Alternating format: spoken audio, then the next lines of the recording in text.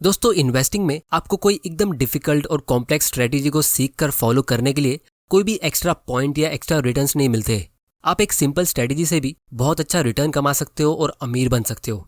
तो आज हम वॉरेन बफे की इन्वेस्टिंग स्ट्रेटेजी को स्टेप बाय स्टेप एकदम सिंपल लैंग्वेज में सीखेंगे, एक एक्चुअल स्टॉक के एग्जाम्पल के साथ जिसमें वॉरेन बफे ने रिसेंटली इन्वेस्ट किया था।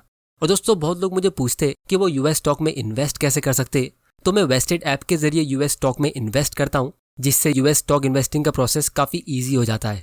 तो सबसे पहले आप लोगों को मैं एक इंटरेस्टिंग स्टोरी सुनाता हूँ। हर साल वॉरेन बफे की कंपनी बर्कशायर हैथवे की एक एनुअल मीटिंग होती है, जिसको पहले सिर्फ उनकी कंपनी के शेयर होल्डर्स अटेंड करते थे, लेकिन अब वॉरेन बफे फेमस है तो उनके बहुत सारे फैंस और स्टूडेंट्स भी उसे अटेंड करते हैं। तो 1999 में बहुत सारे लोग वॉरेन बफे और चार्ली मंगर को क्रिटिसाइज कर रहे थे और बुरा भला कह रहे थे, क्योंकि इन्होंने एक भी टेक्नोलॉजी कंपनी में इन्वेस्ट किया ही नहीं था।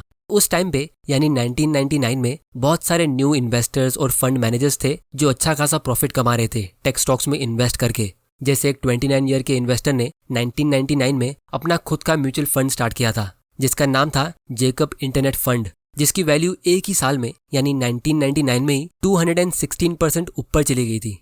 और वॉरेन बफे का पोर्टफोलियो उस साल जरा भी ग्रो नहीं हुआ था और बहुत सारी फाइनेंशियल मैगजीन्स और न्यूज़पेपर्स वॉरेन बफे को क्रिटिसाइज करते थे। जैसे दिसंबर 1999 में बैरन्स ने ये आर्टिकल लिखा था, what's wrong Warren, has Warren lost his touch.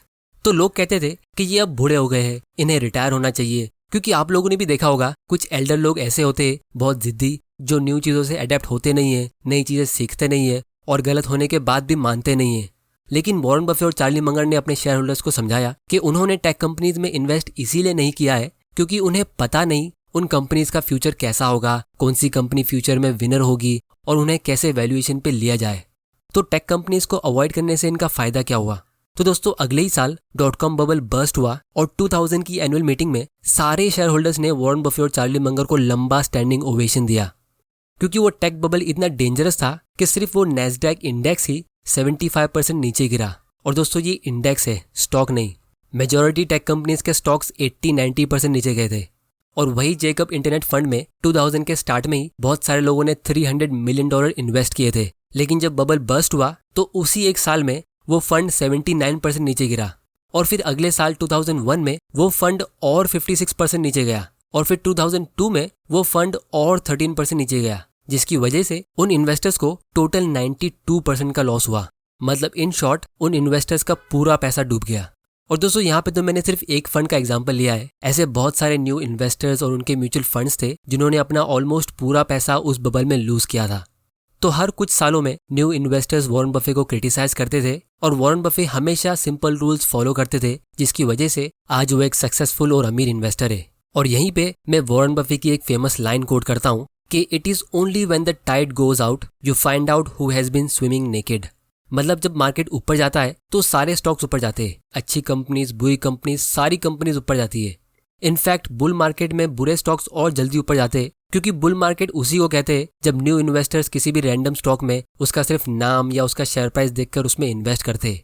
और जैसा हमने लास्ट वीडियो में डिस्कस किया कि शॉर्ट टर्म में स्टॉक के प्राइस से आपको पता चलेगा ही नहीं कि कौन सी कंपनी से आप एक्चुअल वेल्थ क्रिएट कर सकते हो। तो अगर आप कोई हॉट स्टॉक ले लोगे बिना कोई रिसर्च किए जो बहुत फेमस है या किसी के बोलने पे, तो शॉर्ट टर्म में आप थोड़ा बहुत प्रॉफिट कमा सकते हो, लेकिन घुमा फिरा के आप उतना ही लॉस ले लोगे या उससे ज्यादा। क्योंकि स्टॉक मार्केट से वही लोग एक्चुअल वेल्थ क्रिएट करते जिन्होंने एक्चुअली में इन्वेस्ट किया होता है। और ये चीज हमको तब पता चलती है जब बुल मार्केट खत्म होता है या मार्केट क्रैश होता है। तो इसीलिए it is only when the tide goes out you find out who has been swimming naked, कि कौन एक्चुअली में इन्वेस्ट कर रहा था और कौन उसमें आंख बंद करके गैम्बलिंग कर रहा था। तो दोस्तों, ये था सबसे पहला और सबसे बड़ा सीक्रेट वॉरेन बफे की इन्वेस्टमेंट स्ट्रेटेजी का, कि डोंट लूज मनी। अब दूसरे रूल के लिए आप लोग इमेजिन करो कि आप एक हॉर्स रेस में जाते हो और पता लगाने की कोशिश करते हो कि कौन सा घोड़ा जीतेगा। और इसी तरह आपके साथ बहुत सारे लोग हैं जो पता लगाने की कोशिश कर रहे हैं कि कौन सा घोड़ा जीतेगा। तो वॉरेन बफे ऐसे टाइम पे साइड में खड़े रहते और उस रेस को एंजॉय करते।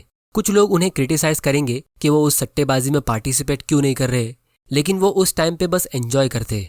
फिर जब रेस खत्म हो जाती है और विनर डिक्लेयर हो जाता है तो वॉरेन बफे उस जीते हुए घोड़े पे उसकी फ्यूचर की रेस में बैट लगाते। अब इसका मतलब ये हुआ कि अगर आप 20 साल पहले ये पता लगाने की कोशिश करते कि कौन सी टेक कंपनीज फ्यूचर में ज्यादा वैल्यूएबल होगी, तो ये पता लगाना बहुत ही मुश्किल होता, क्योंकि वो टाइम पे इतनी सारी टेक कंपनीज होती थी, हर रोज इतने सारे आईपीओ निकलते थे कि आप एज एन आउटसाइडर उन सब कंपनीज को एनालाइज कर सकते ही नहीं थे। जैसे अगर हम सिर्फ मोबाइल फोन की कैटेगरी की बात करें तो सिर्फ 10 साल पहले ही Nokia, HTC, Sony Ericsson, LG, Samsung, Motorola, iPhone, Google Nexus, BlackBerry, Micromax, Lava, Intel और ऐसे बहुत सारे ब्रांड्स थे। तो अगर आप राइट निकलते हो तो नो डाउट आप एक बहुत बड़ा अमाउंट जीत सकते हो, लेकिन वो जीतने के चांस कितने % है आपको वो भी देखना चाहिए। तो इतनी सारी कंपनीज में बिना रिसर्च किए हुए पैसा लगाना इन्वेस्टमेंट नहीं, स्पेक्यूलेशन होता है। तो ये था वॉरेन बफे का दूसरा रूल कि invest, don't speculate in businesses you understand, क्योंकि risk comes from not knowing what you are doing. फिर दोस्तों तीसरा रूल ये है कि आपको ऐसी कंपनीज में इन्वेस्ट करना चाहिए जो एक्चुअली में प्रॉफिट कमाती है और उसे रियल कैश में कन्वर्ट करती हो। क्योंकि सबसे इंटरेस्टिंग चीज ये है कि .com बबल के 16 साल बाद ही यानी 2016 में वॉरेन बफे ने उनकी लाइफ का सबसे बड़ा इन्वेस्टमेंट एक टेक्नोलॉजी सेक्टर की कंपनी में ही किया। उन्होंने $30 बिलियन एप्पल कंपनी में इन्वेस्ट किए जो उनके पोर्टफोलियो का ऑलमोस्ट 50% है। मतलब उनका आधा पोर्टफोलियो सिर्फ एक ही स्टॉक में इन्वेस्टेड है।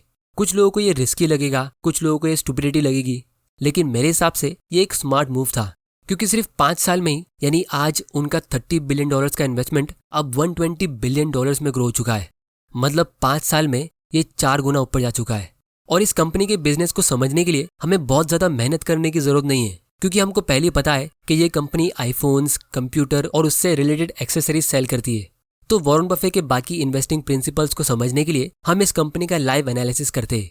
और दोस्तों अगर आपको यूएस स्टॉक में इन्वेस्ट करना है तो आप वेस्टेड के मोबाइल ऐप से कर सकते हो। यहाँ आप बिना कोई ब्रोकरेज या एनुअल मेंटेनेंस फी के साथ यूएस इन्वेस्टिंग कर सकते हो। इसकी लिंक आपको नीचे डिस्क्रिप्शन में मिल जाएगी, आप वहां जाके इसे चेक कर सकते हो। तो इसी वेस्टेड की वेबसाइट से हम एप्पल कंपनी के फाइनेंशियल स्टेटमेंट को रीड करते हैं।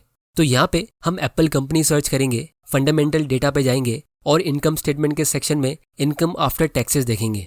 तो आप देख सकते हो ये 48 बिलियन से 94 बिलियन में ग्रो हो चुका है। अब हमें ये जानना है कि क्या ये कंपनी इस प्रॉफिट को एक्चुअली में कैश में कन्वर्ट कर रही है। तो इसको हम कैश फ्लो स्टेटमेंट में जाके देखेंगे। तो यहाँ पे हम देख सकते हैं ये 50 बिलियन से 92 बिलियन में ग्रो हो चुका है। तो इनका प्रॉफिट एक्चुअली में कैश में कन्वर्ट हो रहा है। फिर इसके बाद वॉरेन बफे ये देखते हैं कि अगर वो कंपनी प्रॉफिट कमाती है तो उसका प्रॉफिट मार्जिन कितना है और उसका रिटर्न ऑन इक्विटी जैसा रेशियो कितना है। क्योंकि प्रॉफिट तो सब कंपनीज कमाती है, लेकिन कंपनीज उन्हें कैसे यूज करती है ग्रो होने के लिए वो मैटर करता है। इस कॉन्सेप्ट को मैंने अपने प्रीवियस वीडियो में डिस्कस किया है, जिसकी लिंक आपको नीचे डिस्क्रिप्शन में मिल जाएगी। और जब हम स्टॉक एनालिसिस की कंप्लीट सीरीज लॉन्च करेंगे तो इसे हम एकदम डिटेल में स्टडी करेंगे। फिर इसके बाद वॉरेन बफे ये चेक करते हैं कि क्या वो कंपनी के पास कोई कॉम्पिटिटिव एडवांटेज यानी मोड है। क्योंकि अगर कंपनी के पास मोड नहीं है तो 5 साल वो प्रॉफिट कमाएगी, बहुत मेहनत करके अपने ब्रांड को और अपने प्रोडक्ट्स को लोगों तक पहुंचाएगी, लेकिन फिर उसके बाद कोई दूसरी कंपनी आएगी और सारा मार्केट ले जाएगी। जैसे 2003 से लेकर 2008 तक नोकिया मार्केट लीडर थी, सब जगह बस नोकिया की ही बात होती थी।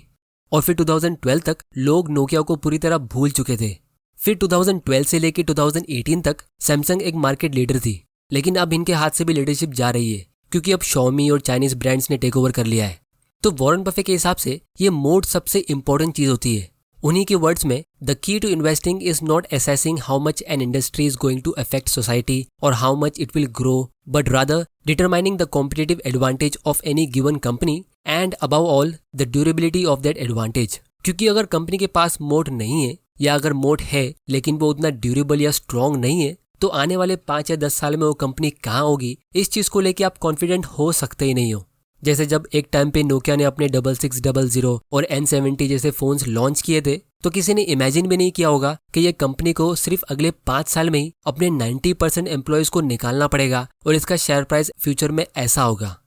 तो इस मोड के ऊपर हम आने वाले वीडियो में एकदम डिटेल में डिस्कस करेंगे और हम ऐसी ही टेक कंपनीज जैसे एप्पल, गूगल और अमेजॉन के मोड को और इनके इकोसिस्टम को एकदम डिटेल में स्टडी करेंगे, जिससे आपको एक अच्छा खासा आइडिया मिल जाएगा कि सक्सेसफुल कंपनीज ऑपरेट कैसे करती है और ग्रो कैसे होती है। फिर इसके बाद वॉरेन बफे ये चेक करते हैं कि वो कंपनी का मैनेजमेंट कैसा है। क्या वो मैनेजमेंट अपने शेयर होल्डर्स की वेल्थ क्रिएट करने के लिए फोकस्ड है या सिर्फ अपनी वेल्थ क्रिएट करने के लिए। फिर वो कितना हॉनेस्ट है और डिफिकल्ट सिचुएशन को कैसे हैंडल करता है। फिर वो अपने कोर बिजनेस पे कितना फोकस्ड है और उस बिजनेस की ग्रोथ के लिए क्या प्लान कर रहा है, वगैरह वगैरह। फिर इसके बाद वॉरेन बफे एक राइट प्राइस के लिए वेट करते हैं, जहां उनका डाउनसाइड रिस्क एकदम कम हो और अपसाइड पोटेंशियल एकदम ज्यादा। जैसे जब वॉरेन बफे ने इस स्टॉक में 2016 में इन्वेस्ट किया था, तब इसका पी रेशियो सिर्फ 10 का था। तो उस हिसाब से वॉरेन बफे के इन्वेस्टमेंट के लिए 3 पॉसिबल आउटकम्स थे। सबसे पहला तो ये कि अगर ये कंपनी का प्रॉफिट अगले 10 साल के लिए बिल्कुल फ्लैट रहता है, यानी ग्रो ही नहीं होता है, तो भी लॉस होने के चांस बहुत कम है, क्योंकि इन्होंने इसके लिए ओवरपे किया ही नहीं था।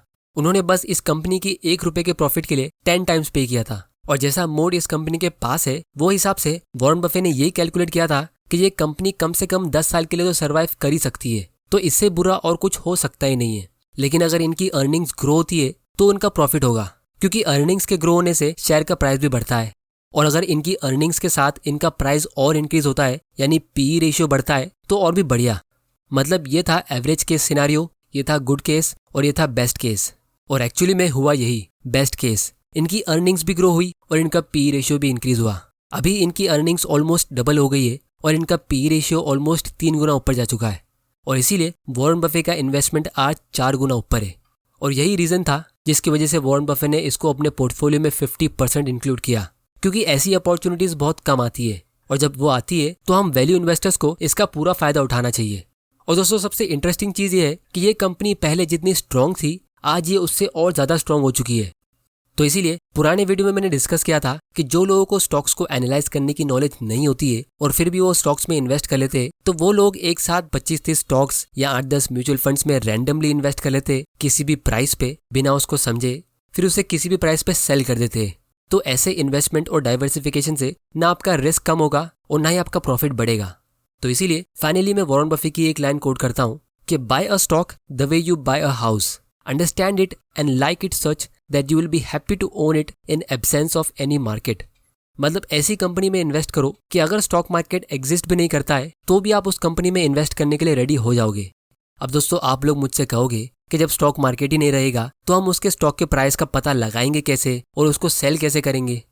तो पहली बात ये कि जब हम कोई घर खरीदते तो हम रोज प्रॉपर्टी एजेंट को कॉल करके उसका प्राइस चेक नहीं करते, क्योंकि हमें भी पता है कि शॉर्ट टर्म में उसका प्राइस अगर बढ़ेगा भी तो कितना बढ़ेगा। तो शॉर्ट टर्म में बार बार प्राइस चेक करने का मतलब ही क्या है? एक्चुअल ग्रोथ तो लॉन्ग टर्म में ही होगी। और फ्यूचर में जब आपको उसे सेल करना होगा तो आप उसे इस तरह सेल करो जैसे लोग अपने घर को सेल करते हैं। जैसे जब हमें घर को सेल करना होता है तो हम उसके लिए अपने एजेंट को कॉल करते हैं और उस टाइम पे हमें जो मार्केट वैल्यू मिलता है हम उस पर सेल कर देते हैं। तो जब आप ऐसा करोगे तो आप डेली स्टॉक प्राइस के फ्लक्चुएशन पे इतना फोकस नहीं करोगे, बल्कि एक्चुअल उसके बिजनेस पे और उसकी ग्रोथ पे फोकस करोगे और एकदम पीसफुल तरीके से अपनी वेल्थ को ग्रो करोगे। तो दोस्तों, आज की वीडियो में इतना ही। उम्मीद करता हूँ कि आपको इस वीडियो से कुछ ना कुछ सीखने जरूर मिला होगा। तो चैनल को सब्सक्राइब जरूर कर लेना और बेल आइकन प्रेस कर देना ताकि आपसे कोई ऐसे वैल्यूएबल वीडियोस मिस ना हो जाए। और आप लोग मुझे नीचे कमेंट करके बताओ कि अगर आपको कोई एक कंपनी में इन्वेस्ट करना हो पूरी दुनिया में से, तो आप कौन सी कंपनी में इन्वेस्ट करोगे? और मुझे ये भी बताओ कि मैं कौन सी टॉपिक पे अपना अगला वीडियो बनाऊं। वीडियो को शेयर करो अपने फ्रेंड्स और फैमिली मेंबर के साथ, ताकि उनको भी पता चले कि एक्चुअल इन्वेस्टिंग होती कैसे है। यूएस स्टॉक में इन्वेस्ट करने के लिए वेस्टेड की मोबाइल ऐप की लिंक नीचे डिस्क्रिप्शन में है, आप वहां जाके उसे चेक कर सकते हो। वीडियो पसंद आया तो इसे लाइक करो, नहीं पसंद आया तो डिसलाइक करो। आपका वैल्यूएबल टाइम देने के लिए thank you and good bye.